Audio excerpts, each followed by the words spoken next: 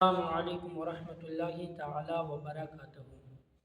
ناظرین اکرام، میں نے نماز کے 3 فرائض پہنچائے مختصر سے۔ اب نماز کا چوتھا فرض ہے رکوع۔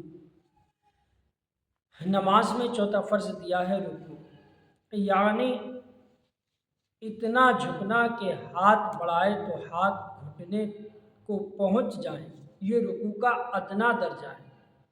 اتنا ہاتھ بڑھانا کہ ہاتھ گھٹنے تک پہنچ جائیں تو یہ رکوع کا ادنا درجہ ہے۔ رکوع کا کامل درجہ یہ ہے کہ پیٹھ سیدھی بچھا دے بہر شریعت، یعنی اس طرح جھک جائے کہ پیٹھ بالکل سیدھی ہو جائے۔ اب ہر رکعت میں صرف ایک ہی رکوع کرے۔ اگر بھول کر 2 رکوع کیے تو سجدہ سہو واجب ہے۔ رکوع میں کم از کم 1 مرتبہ سبحان اللہ کہنے کے وقت کی مقدار تک ٹھہرنا واجب ہے۔ 1 مرتبہ سبحان اللہ کہنے کی مقدار تک ٹھہرنا واجب ہے، اور 3 مرتبہ سبحان ربی العظیم کہنا۔ رکوع میں 3 مرتبہ سبحان ربی العظیم کہنا سنت ہے۔ 3 مرتبہ سے کم کہنے میں سنت ادا نہ ہوگی، اور 5 مرتبہ کہنا مستحب ہے۔ رکوع میں سبحان ربی العظیم کہتے وقت عظیم کی روئے کو خوب احتیاط سے ادا کریں۔ کچھ لوگ زوئے کے بجائے جیم ادا کرتے ہیں، یعنی عظیم کے بجائے عجیم پڑھتے ہیں، اور یہ سخت گناہ ہے، کیونکہ عظیم اور عجیم کے معنوں میں زمین اور آسمان جتنا فرق ہے۔ اس فرق کو سمجھیں۔ سبحان ربی العظیم پاک ہے میرا رب جو بزرگ عظمت والا ہے، اب ہم یہاں خیال کریں کہ عظیم کا معنی پاک ہے میرا رب جو بزرگ اور عظمت والا ہے، اور عظیم کے معنی بڑا، بزرگ، کلاں، عظمت والا وغیرہ ہوتے ہیں۔ اب عجیم کے معنی گونگا کے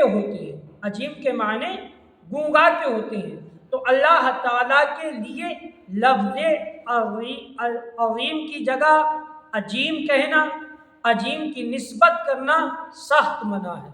تو ہم سبحان ربی العظیم صحیح طریقے سے ادا کریں۔ اب ہم سے روئے ادا نہیں ہو پا رہا ہے تو ہم سبحان ربی العظیم کی جگہ سبحان ربی الکریم پڑھیں۔ سبحان ربی الکریم۔ اگر کوئی شخص حرف روئے ادا نہ کر سکے، وہ سبحان ربی العظیم کی جگہ پڑھے سبحان ربی الکریم۔ اب رکوع میں جانے کے لیے اللہ اکبر کہنا سنت ہے۔ رکوع میں جانے کے لیے اللہ اکبر کہنا سنت ہے۔ رکوع میں جانے کے لیے اللہ اکبر سنت ہے بہر شریعت کا۔ اب مردوں کے لیے سنت ہے کہ رکوع میں گھٹنوں کو ہاتھ سے پکڑیں اور ہاتھ کی انگلیاں خوب کھلی رکھیں بہر شریعت۔ عورتوں کے لیے سنت ہے کہ رکوع میں گھٹنوں کو ہاتھ سے نہ پکڑیں بلکہ گھٹنوں پر ہاتھ رکھیں اور ہاتھ کی انگلیاں کشادہ نہ کریں بہر شریعت۔ مردوں کے لیے سنت ہے کہ حالت رکوع میں ٹانگیں سیدھی رکھیں۔ اکثر لوگ رکوع میں ٹانگیں کمان کی طرح ٹیڑھی کر دیتے ہیں، یہ مکروہ ہے بہر شریعت۔ یعنی ہمیں حالت نماز میں اس طرح رکوع کرنا چاہیے کہ ہماری ٹانگیں بالکل سیدھی ہو جائیں، ہماری ٹانگیں جا بجا ٹیڑھی نہ ہو، بلکہ ہم اپنی ٹانگوں کو سیدھا کر لیں تاکہ رکوع میں پیٹھ بآسانی سلامتی کے ساتھ صحیح معنوں میں ہم بچھا سکیں۔ تو رکوع کے لیے ہم اور آپ غور کریں کہ ہم اپنی ٹانگوں کو سیدھا کر لیں صحیح طریقے سے، ہم اپنی ٹانگوں کو کمان کی طرح نہ ٹیڑھا کریں۔ ابو داؤد، ایک حدیث پاک ہے، ابو داؤد، ترمذی، نسائی، ابن ماجہ، حضرت ابو مسعود رضی اللہ تعالی عنہ سے روایت کی کہ حضور اقدس صلی اللہ تعالیٰ علیہ وسلم فرماتے ہیں کہ اس شخص کی نماز ناکافی ہے، یعنی کامل نہیں، جو رکوع سجود میں پیٹھ سیدھی نہ کرے۔ اللہ کے حبیب صلی اللہ تعالیٰ علیہ وسلم فرماتے ہیں کہ اس کی نماز ناقابل ہے، اس کی نماز مقبول نہیں جو رکوع اور سجود میں پیٹھ سیدھی نہ کرے۔ حدیث پاک ہے۔ اب مسئلہ عورت کے لیے سنت ہے کہ رکوع میں تھوڑا جھکے، یعنی صرف اتنا جھکے کہ ہاتھ گھٹنوں تک پہنچ جائیں اور پیٹھ بھی سیدھی نہ کرے اور گھٹنوں پر زور نہ دے، بلکہ محض ہاتھ رکھ دے اور ہاتھوں کی انگلیاں ملی ہوئی رکھے، پاؤں بھی جھکے ہوئے رکھے، مردوں کی طرح ٹانگیں خوب سیدھی نہ کرے۔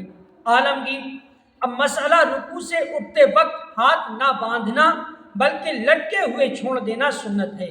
رکوع سے اٹھتے وقت امام کا سمیع اللہ لمن حمیدہ کہنا اور مقتدی کا اللہم ربنا ولک الحمد کہنا، اور منفرد یعنی اکیلا پڑھنے والے کو لیے دونوں کہنا سنت ہے۔ اب امام کے پیچھے رکوع میں ہے، امام کے پیچھے امام نے سمیع اللہ لمن حمیدہ کہا تو مقتدی کو کہنا چاہیے ربنا ولک الحمد۔